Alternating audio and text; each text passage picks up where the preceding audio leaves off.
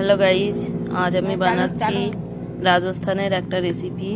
প্রথমে চাল, তারপর একটু দই, তারপরে হচ্ছে বেসন।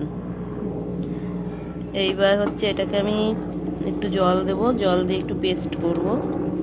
আপনারা দেখতে পাচ্ছেন রেসিপিটা আমি করছি, আপনারা একটু দেখবেন। এবার আমি এটাকে পেস্ট করব।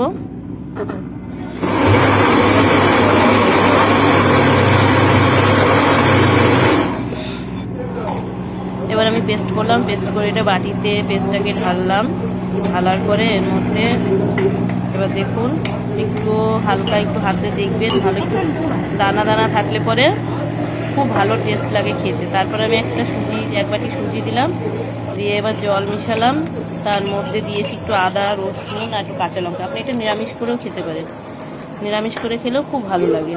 এরপর আমি মিশাবো একটা ইনো। এবার ইনোটা মিশানো হয়ে গেলে ইনোর প্যাকেটটা ভালো করে দেখাবি, একবার এই যে ইনোটাকে নিয়ে এরকম ভাবে দেখাতে হয়। এরপরে একটা থালায় তেল ব্রাশ করব, তেল ব্রাশ করে থালার উপরে আমি ঢেলে দেবো। ঢেলে দেওয়ার পরে এটাকে ভালো করে সেট করব। সেট করে এবার 10 মিনিটের জন্য আমি এটা ভাপে বসাবো। ভাপে বসানোর পরে এবার আমি কড়াইতে দেব তেল, তার সাদা তেল, তারপরে দেব সর্ষে, জিরে, সাদা তিল, এই সবগুলো দিয়ে একটু নাড়াচাড়া করব। নাড়াচাড়া হয়ে গেলে আমি একটু কাঁচা লঙ্কা, রসুন কুচি আর পেঁয়াজ কুচি দেবো। পেঁয়াজ এগুলো একটু ভাজা ভাজা হয়ে আসলেই আমি দেবো একটু জিরের গুঁড়ো, একটু লঙ্কার গুঁড়ো, একটু লবণ আর একটু হলুদ। তারপরে এগুলো একটু ভাজা ভাজা হলে পরে এরপরে আমি একটু কারি পাতা দেবো।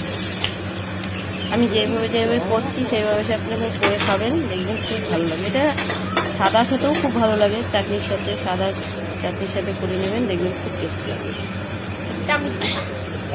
আর এটা আমি একটু ফ্রাই করে দিচ্ছি। ফ্রাই করে এবার ওই ঢোকলার মতো যে একটা বানিয়েছি, ওটা অ্যাকচুয়ালি ঢোকলা না, মনে হবে ঢোকলার মতো দেখতে। এবার হালকা হাতে একটু ফ্রাই করে নিয়ে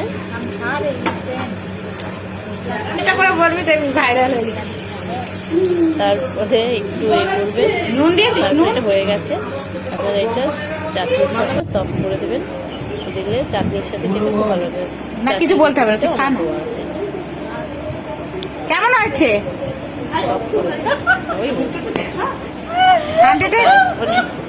এবার আমার বোনের ছেলেটা খাচ্ছে, খেয়ে টেস্ট করে বলবে কেমন লাগছে।